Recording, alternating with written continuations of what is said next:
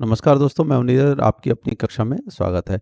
इस वीडियो में हम लोग एक नए वीडियो के बारे में डिस्कस करेंगे, जो कि ये आपका आरएलसी सीरीज सर्किट से रिलेटेड है। तो देखिए क्वेश्चन में क्या कहा गया है, two impedances Z1 is equal to, अब देखिए यहाँ पे दिया हुआ है Z1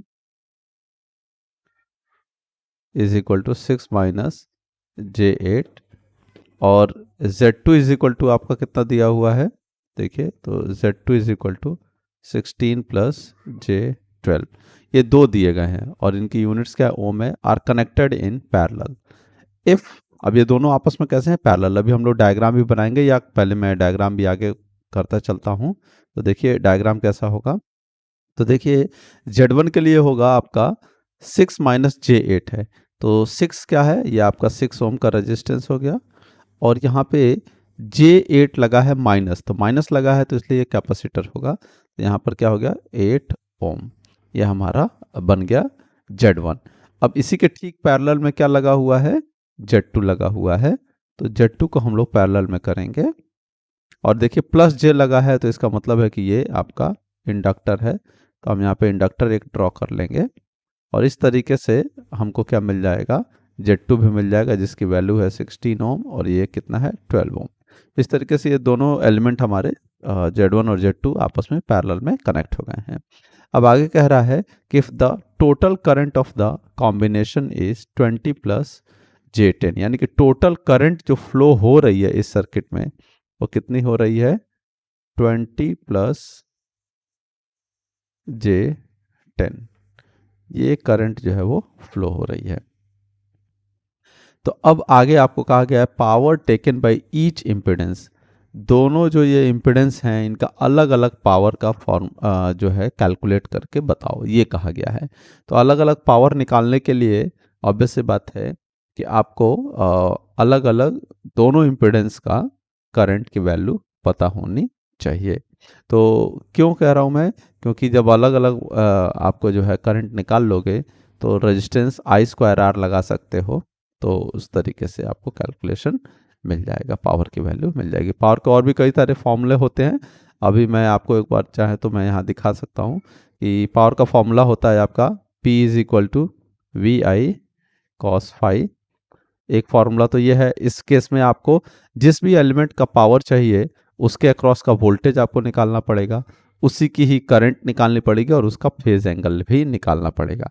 या दूसरे शब्दों में कहें तो हम इसी को कह सकते हैं कि I का स्क्वायर, I1 नहीं लिखेंगे, क्या लिखेंगे, I का स्क्वायर इंटू R। अगर हम चाहें तो ये भी कर सकते हैं, यानी कि अगर हमें इसकी करंट पावर कैलकुलेट करनी है Z1 की, तो हम क्या लिखेंगे, यहाँ की जो भी करंट होगी, अगर हम यहाँ पे करंट एज्यूम कर लेते हैं कि यहाँ की जो करंट है वो है आपकी I1 और यहाँ की जो करंट है वो क्या है आपकी I2, तो हम क्या लिखेंगे, I1 का स्क्वायर इंटू 6 करेंगे तो हमें मिल जाएगा क्या, Z1 की पावर, और I2 का स्क्वायर इंटू 16 करेंगे तो हमें मिल जाएगा Z2 की पावर।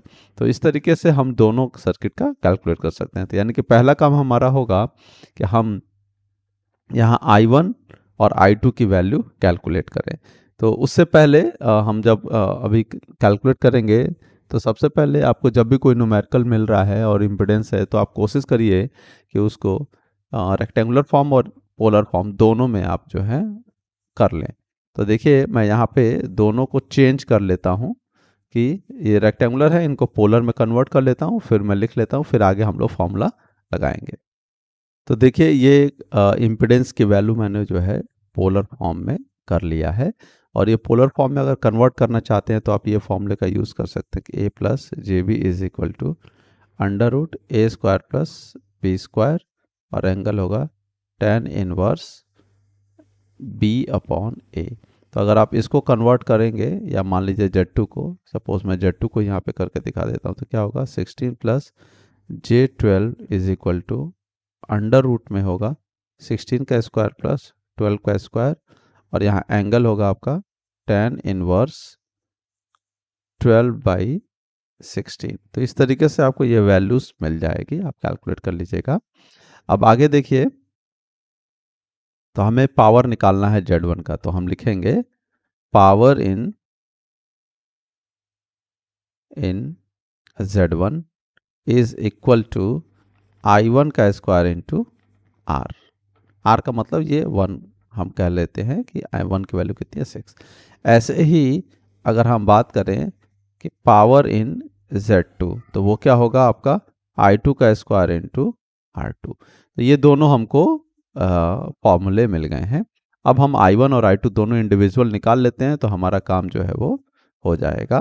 तो देखिए I1 की वैल्यू क्या होगी, हम लिखेंगे, कैसे कैलकुलेट कर सकते हैं, यहाँ पर हमारे दो पैरेलल ब्रांच हैं, एक है हमारा Z1 और ये वाला जो ब्रांच है हमारा ये क्या है Z2, जो कि यहाँ पे हम लोगों ने लिखा भी है।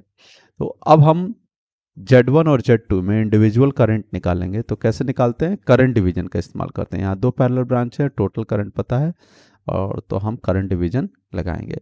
तो करंट डिवीजन क्या कहता है, करंट डिवीजन कहता है सपोज यहाँ पे हमको I1 निकालना है तो पहले लिख लेंगे। तो देखिए मैंने ये ऊपर वाला ही डायग्राम को फिर से नीचे कॉपी पेस्ट कर लिया है ताकि आपको यहाँ देखने में साइड बाय साइड में आसानी हो। तो क्या मिलेगा हमको, आप देखिए, तो अगर हम I1 निकालना चाहते हैं तो करंट डिवीजन रूल क्या कहता है, I1 equal to total current कितना है आपका 20 प्लस J10 इनटू जिस ब्रांच में निकालना उसके पैरेलल वाले ब्रांच से मल्टीप्लाई करते हैं। तो पैरेलल में क्या है आपका Z2 डिवाइडेड बाय दोनों ब्रांच का समेशन यानी कि Z1 प्लस Z2। तो इस तरीके से अब बस हमको वैल्यूज़ पुट करनी है। तो वैल्यूज़ पुट करेंगे तो आप देखिए तो क्या हो जाएगा, Z1 की वैल्यू ये है, ये हमारा पोलर हो गया, एक रेक्टेंगुलर हो गया, ऐसे ही Z2 की भी है। तो देखो क्या आ जाएगी यहाँ पे वैल्यू, तो ये हम लोगों ने लिख लिया है 20 प्लस J0 I1 था, Z2 की वैल्यू हमने पोलर फॉर्म में ऊपर से लिख लिया है और यहाँ पे दोनों को Z1 प्लस Z2 करना है। तो आप देखिए तो Z1 और Z2 की वैल्यू ये है, तो 16 6 हो जाएगा 22 और यहाँ पे -8 प्लस J12 है, तो वो हमने यहाँ पे लिख लिया। अब हमें इसको आगे क्या करना है, सॉल्व करना है। तो सॉल्व करने के लिए हमें ध्यान रखना होता है कि जब भी हमको मल्टीप्लिकेशन करना होता है तो पोलर फॉर्म का इस्तेमाल करते हैं। तो पोलर फॉर्म ये तो पोलर में है लेकिन ये पोलर में नहीं है, तो हमें इसे कन्वर्ट करना पड़ेगा, फिर मल्टीप्लाई करेंगे। तो देखिए हमने इसको कन्वर्ट किया 20 प्लस J10 को, तो आ जाएगा 22.36 एंगल 26.56 और बाकी की चीज़ें वैसे लिख दी हैं 20 एंगल 36.86 और नीचे यहाँ पे हमने जोड़ लिया है 16 और 6 हो गया आपका 22 और यहाँ पे -8 प्लस 12 करोगे तो ये आ जाएगा प्लस का 4। अब हम क्या करेंगे, मल्टीप्लिकेशन ऊपर न्यूमरेटर में कर लेंगे और डिनोमिनेटर में हम क्या करेंगे, पहले इसे हमें चेंज करना पड़ेगा। तो न्यूमरेटर की वैल्यू देखिए कितनी आ जा रही है और यहाँ पे पोलर में हमें डिवीजन करना है तो पोलर में इसे करना पड़ेगा। तो पोलर में क्या आता है अभी मैं यहाँ पे लिखता हूँ। तो देखिए ये हमने ऊपर पहले न्यूमरेटर मल्टीप्लाई कर लिया है, तो न्यूमरेटर और न्यूमरेटर ये जो है न्यूमरेटर के दोनों एलिमेंट है वो मल्टीप्लाई हुए हैं 22.36 इंटू 20 वो मल्टीप्लाई करके लिख दिया और एंगल जुड़ जाते हैं तो ये 26.56 प्लस 36.86 तो उसको जोड़ के यहाँ पे लिख दिया है और यहाँ पे जो डिनोमिनेटर है उसको भी पोलर में कन्वर्ट किया है। तो पोलर में कन्वर्ट करेंगे तो ये वैल्यू आपको मिल जाएगी। ठीक है, तो इस तरीके से हमको जो है काफ़ी हेल्प जो है वो मिल जाएगी। अब हमें यहाँ पे डिवीजन करना है, तो डिवीजन करना है तो इसको डिवाइड करेंगे तो क्या होगा, आपके जो मैग्नीट्यूड्स हैं वो डिवाइड हो जाएंगे और ये जो एंगल है नीचे वाला ऊपर जाएगा तो नेगेटिव हो जाएगा। तो देखिए क्या रिजल्ट आएगा हमको, तो देखिए I1 की वैल्यू हमको मिल गई 19.14 और एंगल में 53.12 करंट है तो यूनिट होगी आपकी एम्पियर। तो इस तरीके से हमको अभी I1 मिला है, ऐसे ही हम क्या निकाल लेंगे, I2 भी निकाल लेंगे। तो I2 क्या होगा आपका, देखिए I2 की वैल्यू होगी I2 is equal to total current that is 20 plus J10 into Z1 upon Z1 plus Z2। तो देखिए इसमें हम लोगों ने वैल्यू पुट कर लिया है और वैल्यू आप देखोगे तो इसको मैंने कन्वर्ट कर दिया है 22.36 और एंगल कितना हो जाएगा 26.56 जो कि ऊपर हम लोगों ने ऑलरेडी किया हुआ था। फिर Z1 की ये जो वैल्यू है इसको मैंने जो है ऊपर से ऑलरेडी हम लोगों ने किया हुआ है, तो वो वैल्यू जो ये आपको दिख रही है वो Z1 की वैल्यू मैंने यहाँ पे नीचे ला के लिख लिया है, तो ये वैल्यू हो गई। और यहाँ पे Z1 प्लस Z2 की जो वैल्यू है वो हम लोगों ने ऑलरेडी यहाँ कैलकुलेट किया है, तो वो वैल्यू हमने यहाँ पे लिख लिया है। ये आपको लिखता हुआ मैं नहीं दिखा पा रहा हूँ, थोड़ा रिकॉर्डिंग में प्रॉब्लम हो गई थी, तो आशा करते हैं कि आप लोग मैनेज कर लेंगे। तो देखिए आगे क्या होगा, इसको जब सॉल्व करोगे तो ये वैल्यू आपको मिल जाएगी। तो इस तरह से I2 की वैल्यू भी हमें मिल जाएगी। अब आगे हमको क्या करना है, आगे हमको पता है कि P की वैल्यू क्या होती है, फॉर्मूला मैंने ऊपर भी बताया था। अब देखिए I1 का स्क्वायर R1 होता है और I2 का स्क्वायर R2, दोनों इंडिविजुअल अलग अलग ब्रांच की पावर। तो वही पावर का फॉर्मूला हम लोगों ने यहाँ पर भी जो है लिखा है, और वैल्यू हमने I1 की वैल्यू अभी यहाँ निकाल रखी है।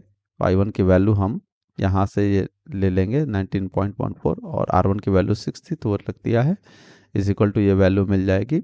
ऐसे ही पावर P2 की जो वैल्यू है वो I2 का स्क्वायर इंटू R2 है, तो I2 की वैल्यू 9.57 है, वो रख देंगे, उसका स्क्वायर इंटू 16, तो ये पावर जो है पावर हमें मिल जाएगा। तो इस तरीके से हमें जो है टोटल पावर इंडिविजुअली अलग अलग हमें मिल जाएगी। और ये प्रॉब्लम बहुत आसान है, आप बस फॉर्मूला बेस्ड हैं, जैसा भी आप चाहें आप बड़े आराम से इसको सॉल्व कर सकते हैं। तो आशा करते हैं कि आपको वीडियो पसंद आई होगी। अगर वीडियो पसंद आई है तो अपने दोस्तों के साथ शेयर करें, और चैनल पर नए हैं तो चैनल को सब्सक्राइब कर लें। धन्यवाद।